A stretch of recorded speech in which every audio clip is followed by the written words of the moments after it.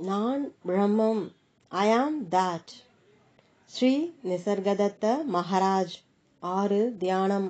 கேட்பவர்: எல்லா ஆசிரியர்களும் தியானம் செய்ய சொல்கிறார்கள். தியானத்தின் நோக்கம் என்ன?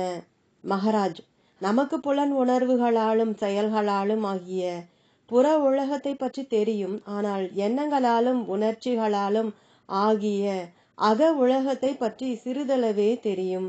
தியானத்தின் அடிப்படை நோக்கம் அக வாழ்க்கையை பற்றிய விழிப்புணர்வை பெறுவதும் பரிச்சயப்படுத்திக் கொள்வதும் ஆகும். அதன் முடிவான நோக்கம் உயிர் மற்றும் விழிப்புணர்வின் ஆதாரத்தை அடைவது. கூடவே தியான பயிற்சி நம் குணாதிசயத்தை ஆழமாக பாதிக்கிறது.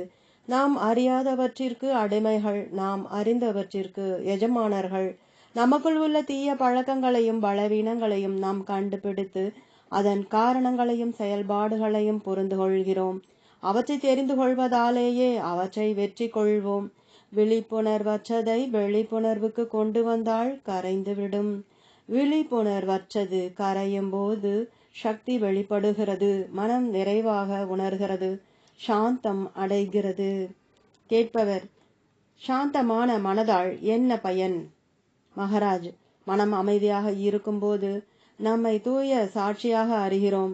அனுபவம் மற்றும் அனுபவிப்பவர் என்பதிலிருந்து விலகி தூய பிரக்ஞையில் தனித்து நிற்கிறோம். நான் இது, நான் அது என்று கற்பனையாக தன்னை நினைத்து கொண்டு சுய அடையாளத்தால் உருவான தனி மனித தன்மை தொடரும். ஆனால் அது பொருட்தன்மையினாலான உலகத்தின் பகுதியாக இருக்கும். அப்போது அதன் சாட்சி தன்மையினூடான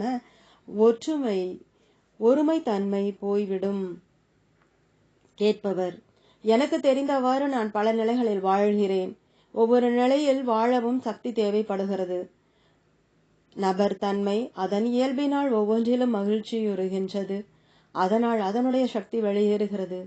சக்திகளை உயர்ந்த நிலையில் தேக்குவது அல்லது அவற்றை வெளியேறாமல் உள்ளேயும் மேலேயும் தள்ளுவது, அதனால் உயர்நிலைகள் மேம்படுவது என்பது தியானத்தின் நோக்கம் இல்லையா? மகாராஜ்: குணங்களைப் போல நிலைகள் அந்த அளவிற்கு முக்கியம் அல்ல.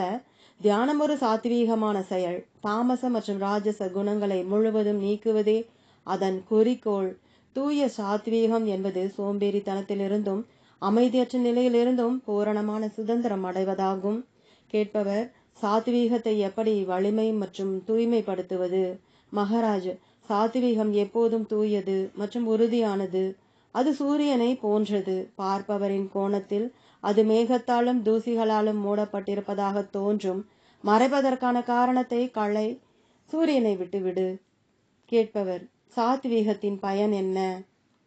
மகாராஜ்: சத்தியம், நல்லவை, ஒத்திசைவு, அழகு ஆகியவற்றால் என்ன பயன்?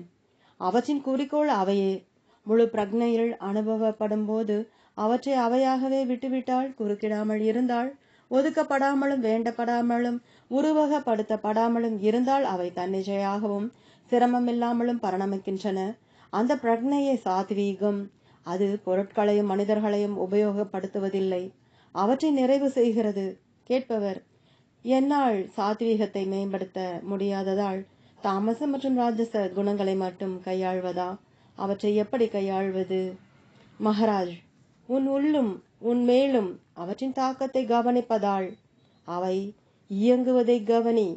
உன் எண்ணங்கள், சொற்கள், செயல்கள் மீது அவற்றின் வெளிப்பாட்டை கவனி. படிப்படியாக உன் மீது அவற்றின் பிடி குறையும். அப்போது சாத்வீகத்தின் தெளிந்த ஒளி வெளிப்படும். அது ஒன்றும் கடினமோ நீண்ட செய்முறையோ அல்ல. வெற்றிக்கு மனமார்ந்த ஈடுபாடு ஒன்றுதான் தேவை. ஓம். தொடரும்.